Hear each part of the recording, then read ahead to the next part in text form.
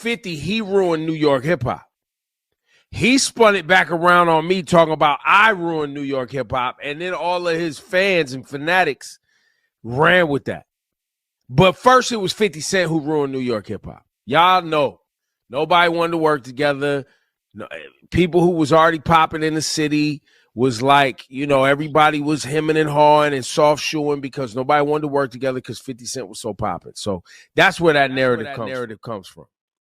Now, Rosenberg, if we were to really go through the documentation of the amount of opportunity given to New York rappers in my term or in my tenure at Hot 97, how do you think I would fare when you really grade it? Well, I mean, there's two different tenures for you, obviously, that are it's relevant to point out between being program director and between being program director and on air host. So hit this Happy Chinooka. Hit the Happy Chinooka button because you ran with the narrative because you thought it was fun and good promo. But no, I love it. I mean, but it was me and 50 going back and forth. Right, and that's a fun thing to do. But the truth is, it was a completely invalid statement. It was 50 being Trump, which he is in a lot of ways. 50 was Trump. He knows he divided hip-hop, and so he turned it on someone else. It was complete nonsense, but you ran with it because it was fun. Yeah, I still don't mind. But it's not, but like, by the way, it's not even true that 50, quote-unquote, ruined New York hip-hop, but he did it more than you did. Neither of you did, by the way. The problem was riding. And people I did it again. It's people copycatting other people. And when New York lost its creativity and wanted to start sounding like the South, that to me is when things fell off a cliff. It really wasn't about any program director or one artist. It was about lazy people, lazy DJs too. Lazy DJs who were like, the hot thing's Atlanta. But one, I also think to some degree you would factor in there the internet, right? And social media where things. Oh, yo, it's Big Ant, the spokesman, man. We back. Another edition of Urban Politicians TV, UPTV. Make sure you stay on your pivot at all times, man. Had to come tap in as 50 Cent caught wind of what Ebro and Rosenberg had to say yesterday after they exit from Hot 97 the other day and taking it to their own YouTube channel and discussing old narratives while they were on the show and about who killed New York hip-hop. 50 Cent, that was a couple years ago, was saying, hey, you putting it on me, but you the program director. You the controlling what's spinning and things like that. And I had a link in the description where y'all can watch that in full. But 50 Cent went up and said, hey, that's why I put a word in to have your show taken off the air. You can't just go around saying nasty things about people. Then he put up the emoji in 50 Cent action as 50 has most definitely been fixated this last week or ever since this doc dropped to go in on everybody that has something to say about him, anything that's on the internet. If you a figure, he most definitely mocking it, clowning it. He even responded to Dr. Umar. He just going up on everybody right now. But I did want to keep it all the way 1,000 with what Ebro and Rosenberg said right there, because I can't disagree with him. I call it down the middle. Now, I do disagree with a lot of things that Ebro has said and done.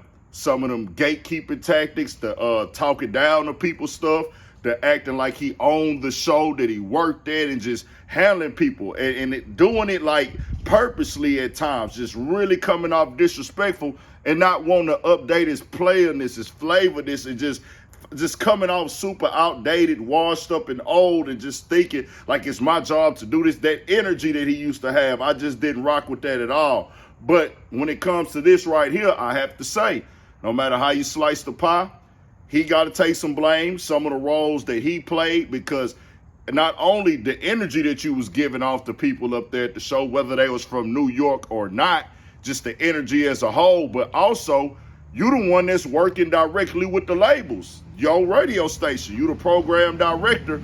Y'all are choosing and pushing what get pushed, who gonna get the opportunity from New York and things like that.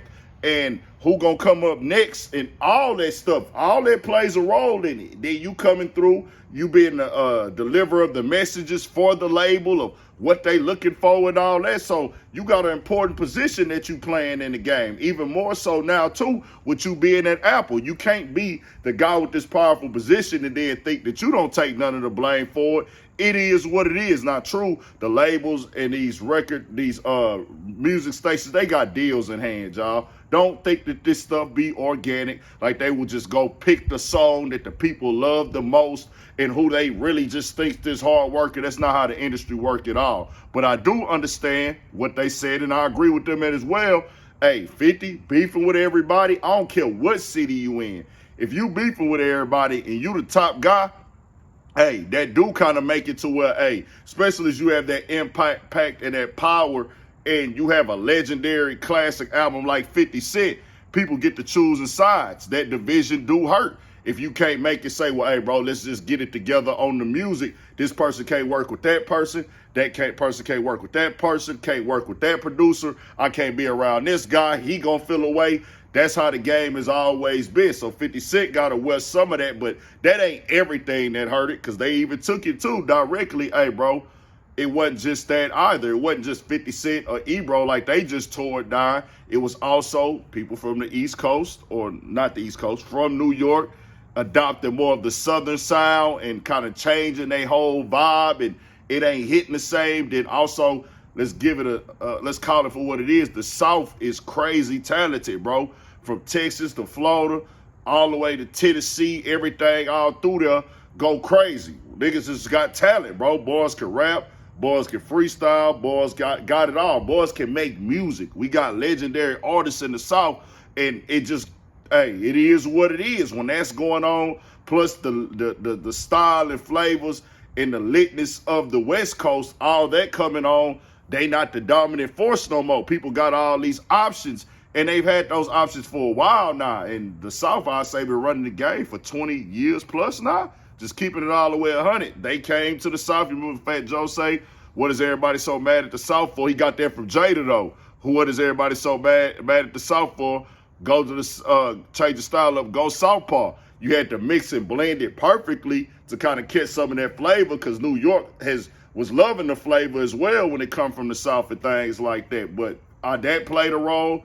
They say, hey, we're going to do the South. And then as of late, they just completely went drill. And I like some of the drill songs, but the whole style of New York as the younger generation is all drill. So it's kind of like, what's the real New York identity now? That does hurt. The internet hurt, where it's like, hey, everybody just can come in with their own styles and flavors.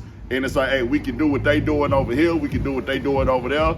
And then the radio can't gatekeep everything no more. The radio can't, and the labels can't gatekeep everything no more at all. As you see, it's a lot of artists just going different routes. They got information. Some artists still going into these labels, signing everything away because they just want that opportunity. But it's a lot of artists now, hey, bro, I got a big enough buzz.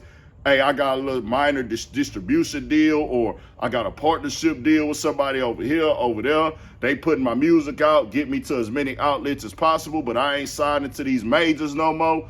All of that. The majors can't control hip-hop no more. They can't control the narrative, but it's several factors on it. 50 Cent gonna pop it how he pop it.